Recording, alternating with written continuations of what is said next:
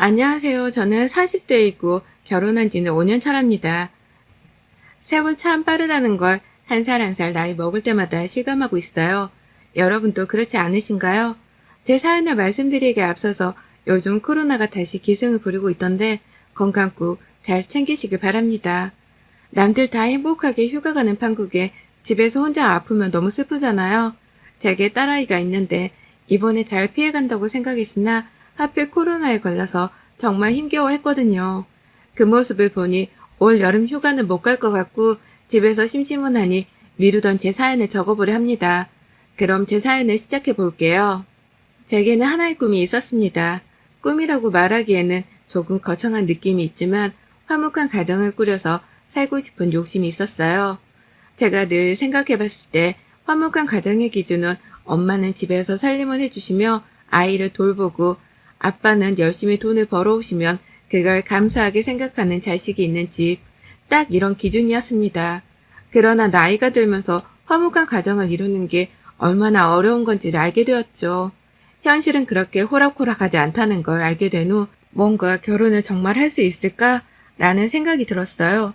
솔직히 열심히 일을 해도 밑 빠진 독에 물 붓기 느낌으로 돈은 모이지는 않고 줄기만 했습니다. 그런 현실이 너무 아프기도 하고 허무하게 느껴지기도 했죠. 남들도 다 나처럼 사는 건지 나만 유독 힘든 건지 전 이런 생각을 유독 많이 했어요. 돈 때문에 가족들과 싸우던 집이 바로 저희 집이라서 돈과 가족이라면 치가 떨렸습니다. 부모님 두 분이 일찍 이혼하시고 엄마와 언니 저 이렇게 세 모녀가 함께 살았어요. 그러다 보니 금전적으로 늘 부족했고 여유가 없었죠. 안 그래도 여유가 없는데 언니는 늘 금전적인 사고를 치거나 본인의 힘으로 무언가를 해보려 하지도 않았습니다. 동생인 제가 다 감당을 해야 할 몫이었죠. 한 번은 그런 적도 있습니다. 몸이 너무 아파서 병원에 가야 할 것 같은데 움직일 수조차 없었죠. 고열이 났는데 아무래도 열이 심하게 나니 오한도 심하게 오고 온몸이 녹아내릴 것 같은 상태로 살겠다고 병원을 가려 했는데 지갑에 카드와 현금이 없는 겁니다. 그 지갑을 부여잡고 얼마나 울었는지 몰라요. 아픈 것도 서러운데 동생인 제 지갑에 손을 대서 카드와 현금을 싹 가져간 언니를 보고 있자니 많은 생각이 들었죠. 그런 언니를 감싸돌기만 하는 엄마도 미웠고 그저 저 하나만 이 가족 구성원에서 고생하는 것 같은 느낌이 들어서 독립해버렸어요. 제가 없어져야 눈에 보이지 않아야 알아서들 살겠구나 싶어서 독하게 마음먹고 핸드폰 번호까지 바꾼 뒤 타지로 떠났습니다. 연고도 없는 타지로 떠난다는 게 쉽지 않은 선택이었지만 제게 늘 은인 같은 분이 한 분 계셨죠. 그분 도움으로 금전적으로 급할 때마다 급한 불을 끌 수 있었는데 그분이 사는 그 지역으로 떠났습니다. 오히려 너무 좋았던 게 심적으로는 안정이 되니 제가 볼 수 있는 시야가 넓어지더라고요. 그곳에 가서 털을 잡고 은인 같은 그분의 도움으로 이것저것 배우며 저 스스로를 성장시킬 수 있었습니다. 참 많은 걸 할 줄 아셨던 분이고 손재주도 남다르셨는데 저희는 함께 네일아트 샵을 오픈하기로 했어요. 새로운 곳에서 새로운 사람과 새로운 직업으로 살아가는 이 삶이 너무 좋았습니다. 제가 마음의 여유가 생겨서인지 손톱 기본 케어를 하러 오신 남자 고객과 눈이 맞았네요. 요즘은 깔끔한 걸 선호하는 남성분들도 네일샵에 오셔서 기본 케어를 많이 받으시는데 그중 한 사람이던 제 남편에게 첫눈에 반했습니다. 손이 꽤 거친 듯 느껴졌지만 거친 손에서 그간 살아온 세월이 담겨져 있었고 그 사람의 말투와 목소리에는 다정함이 묻어났죠. 은인 같은 샵 대표님이 이런 제 마음을 가장 먼저 눈치채셨고 저희 두 사람을 아주 적극적으로 밀어주셨습니다. 그 덕분에 연애를 시작하는 게 어렵지는 않았어요. 다만 너무 설레서 하루 종일 심장을 부여잡고 살았답니다. 이렇게 누군가를 사랑해본 게 언제인지 기억조차 가물가물하던 때 나타난 이 사람은 정말 제게는 행운 같은 존재였어요. 저희는 불같이 사랑했고 7개월 연애 끝에 결혼했습니다.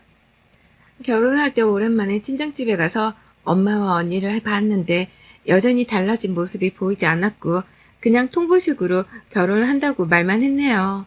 솔직히 남편에게 보여주기도 싫었지만 A란 게 있으니 인사를 시켰습니다. 그 와중에도 뭐하는 사람인지 한 푼이라도 뜯을 수 있는지를 먼저 체크를 하는 둘의 모습에 정이 그냥 뚝 떨어지더군요. 저희 집은 그렇게 대충 넘어가는 듯 인사를 했고 시댁으로 갔을 때는 분위기가 사뭇 달랐죠. 남편은 제게 늘 말했던 게 친형이 하나 있는데 본인과 너무 비교가 돼서 어릴 때부터 서로 비교 대상이었다고 했었습니다. 그래서 궁금했는데 실제로 보니 아주버님은 정말 제 남편과는 이미지부터가 다르셨죠. 아주버님은 흔히 말하는 모범생으로 어려서부터 늘 공부만 하던 사람입니다. 공부가 인생의 전부라고 생각하는 사람이었죠.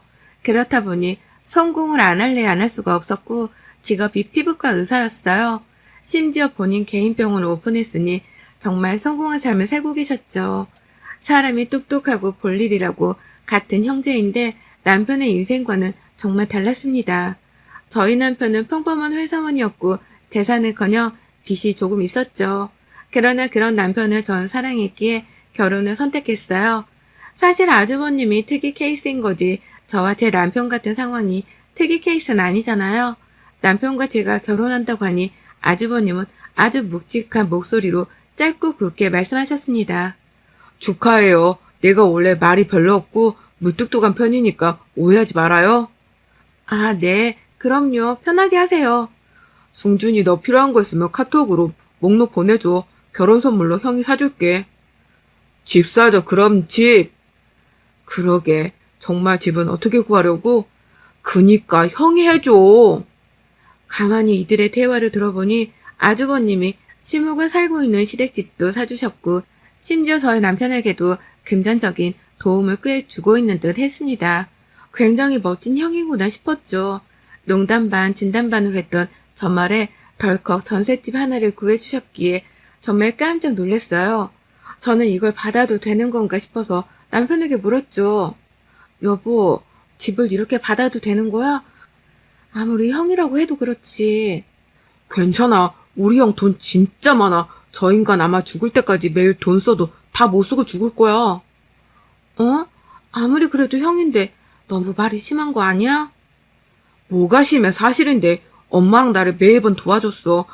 형은 여유가 되니까. 아, 그렇구나. 그래도 따로 인사라도 드려야겠어. 너무 큰 돈이잖아. 덜컥 집을 받았고 감사한 마음이 컸지만 또 한편으로는 이래도 되는 건가 싶었습니다. 뭔가 부담스럽기도 하고 조금 그랬죠. 어쨌든 결국 받고 결혼도 했고 감사 인사도 드렸어요. 남편과 저는 한 2년 동안은 아이 없이 신혼으로 지낼 생각이었습니다. 신혼생활이 꽤 즐겁고 행복하더라고요. 그런 생활에 힘입어 저는 신혼을 즐겼죠. 그런데 행복도 잠시 남편의 행동이 점점 수상하게 느껴지기 시작했어요. 생전 안 하던 행동들을 하기 시작했고 제 눈에 보였습니다. 우선 남편은 운전을 오래 하는 걸 정말 싫어해요. 온몸이 쑤시고 힘들다면서 갑자기 취미로 드라이브를 하며 경치 좋은 곳에 내려서 사진을 찍겠다고 했죠. 그래서 전 나쁘지 않은 취미이니 함께 하자고 말을 했습니다. 나 주말부터 취미 활동할 거야. 새로운 취미가 생겼거든. 우리나라도 아름다운 곳이 참 많은데 내가 너무 안 가보고 산 것 같아서 드라이브 할 겸 갔다가 경치 좋은 곳 나오면 내려서 사진도 찍고 그럴 거야.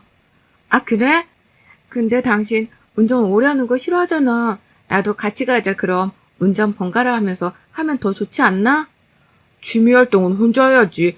당신도 취미 활동을 찾아서 해봐. 나랑 같이 하려고 하지 말고. 운전하는 거 싫어해서 툭 하면 운전대 넘기던 사람이 갑자기 드라이브를 한다니 이상하네? 나는 왜 같이 가면 안 돼? 그냥 머리도 식히고 혼자 생각할 것들 정리도 하고 그러려고 그러지. 남편은 이런저런 핑계로 저와 함께하길 거부했습니다. 취미활동 자체도 이상한데 어디든 늘 저를 데리고 다니던 사람이 어떻게든 저를 놓고 가려는 게 보이니까 수상했어요. 분명 뭔가가 있다는 촉이 딱 왔죠. 설마 바람을 피는 건가 싶어서 네이버에 검색도 해보고 외도 증거를 어떻게 잡을 수 있는지 알아보고 했지만 딱히 잡히는 게 없었습니다. 심증만 딱 있는 상태로 이도저도 못하고 있었는데 꼬리가 잡혔죠. 하루는 남편이 입고 나간 옷이 아닌 새 옷을 입고 들어왔더라고요. 입고 나간 옷은 쇼핑백에 넣어서 왔는데 생전 옷을 인터넷 아니면 사입지도 않던 사람이 위아래 세트로 사입고 들어오니 이상했습니다. 저도 모르게 원래 입고 나갔던 옷의 냄새를 킁킁 맡았고 새 옷과도 비교를 해봤어요. 그런데 양쪽 옷에서 같은 여자 향수 냄새가 은은하게 퍼지더라고요. 정말 바람은 아니겠지 했는데 역시나 맞다는 확신이 들었고 전 드라이브를 간다며 떠나는 남편의 뒤를 밟았습니다. 미행을 하려고 렌트까지 해서 쫓아갔고 그날 하루 종일 쫓아다니며 상간녀와 남편의 뜨거운 데이트 현장을 다 목격했어요. 너무 쉽게 바로 증거들은 제 손에 들어왔고 전 바로 남편에게 사진들과 영상들을 보여주며 난리를 쳤습니다. 취미활동 같은 소리 하네. 당신은 여자 만나고 다니는 게 취미활동이니? 결혼한 지 2년도 안 된 유부남이 바람을 펴? 그럴 거면 나랑 도대체 왜 결혼해서 내 인생까지 망쳐? 뭐야? 당신 나 미행한 거야? 별걸 다 하네 정말. 그냥 아는 동생이야. 바람 쐬고 싶다고 해서 같이 논 것뿐이라고. 너나 아는 동생이랑 호텔을 들어가니? 내가 바보 같아? 이 나쁜 인간아. 차라리 빌어. 미안하다고 빌어도 시원찮을 판에 뭐가 그렇게 당당한데? 남편과 큰 싸움을 한 후 서로 대화를 하지 않고 있었습니다. 한번 바람핀 사람은 절대 믿는 게 아니라는 것쯤은 알고 있었기에 진지하게 이혼을 생각하고 있었죠. 그런데 뱃속에 아이가 생겼더라고요. 제가 너무 불행한 집에서 살아서 자격지심이 생긴 건지 아빠 없이 키우고 싶지도 않았고 무엇보다 저 상간녀랑 남편 좋으라고 이혼하고 싶지 않았습니다. 아이인데 무슨 죄예요. 태어나자마자 아빠가 없다는 건 생각보다 큰 아픔들을 겪으며 살아야 하는데 그걸 아이에게 견뎌내며 살라고 하고 싶지 않았습니다. 제 속에 만신창이가 돼도 괜찮았죠. 그래서 전 결정을 해서 남편에게 말했어요. 나 임신했어. 이혼 안 할 거고 당신이랑 살긴 할 건데 아이의 엄마 아빠로 살자 우리. 적어도 아이한테 부끄러운 행동은 하지 말고 피해주지 말고 살자고. 알아들어? 사실이야? 세상에 이걸 왜 이제 말해. 여보 그때 그건 정말 실수였어. 나도 반성 많이 했다고. 아이도 생겼고 우리 다시 시작해보자. 내가 잘할게 진심이야. 그딴 말 안 믿을 거고 지키지도 못할 말 내뱉지도 마. 소름 끼치니까 분명 말했어. 아이한테 부끄러운 행동하지 말고 피해주지 말라고. 그렇게 쇼윈도 부부 마냥 저희는 살게 되었습니다. 물론 남편은 임신 사실을 알고 저를 떠받들어 줬지만 전 마음이 예전 같지 않았어요. 혹여나 또 믿었다가 2번 배신당하면 제정신으로 살지 못할 것 같았거든요. 그래서 제가 덜 다치기 위해 방어를 했던 것 같습니다. 상황은 좋지 않았어도 뱃속에 아이가 있음에 하루하루가 행복했어요. 제가 아이의 엄마가 된다는 게 신기하고 믿기지 않았죠. 임신 초기에는 위험하다고 해서 그 상간녀 머리채 한번 잡지 못하고 냅뒀거든요. 그런데 임신 중기쯤 되었을 때 이것들이 아직도 만나고 있는 걸 알고 제가 현장을 덮쳐서 머리채를 뜯어버린 적이 있었습니다. 이때 시모로 대동해서 함께 갔는데 시모는 오히려 제게 그러더군요. 아유 그만해라 너도. 나는 우리 승준이가 왜 바람 폈는지 알 것도 같은데 넌 모르겠냐? 어? 여자는 착으로 저렇게 여리여리하고 청순해야지 남자들이 뻑하는 거야. 너처럼 두세고 잡아먹을 기세면 어떤 남자가 좋다고 하겠어? 안 그러냐? 어머님이 임신했는데 남편이 바람펴도 그렇게 말씀하실 수 있어요? 아니면 어머님 딸이 저 같은 상황이어도 그렇게 말씀하실 수 있으세요? 말이라고 다 말이 아닌 거예요. 같은 여자로서 애 가진 제가 불쌍하지도 않으세요? 이 몸으로 남편이랑 바람난 저것 머리채나 잡고 있는데? 그게 싫으면 갈라서야지 어쩌겠냐? 네가 얼마나 매력이 없으면 우리 아들이 한눈에 팔겠어. 그러게 여자로서 아내로서 잘 좀 하지 그랬니? 사이가 이런데 얘는 대체 어떻게 생겼나 몰라. 시모 때문에 상간녀 앞에서 오히려 더 모욕을 당하고 수치스러웠습니다. 그렇지만 뱃속에 있는 아이를 지키기 위해서라도 전 강해져야 했어요. 절 비웃고 있는 상간녀에게 성큼 다가가 말했습니다.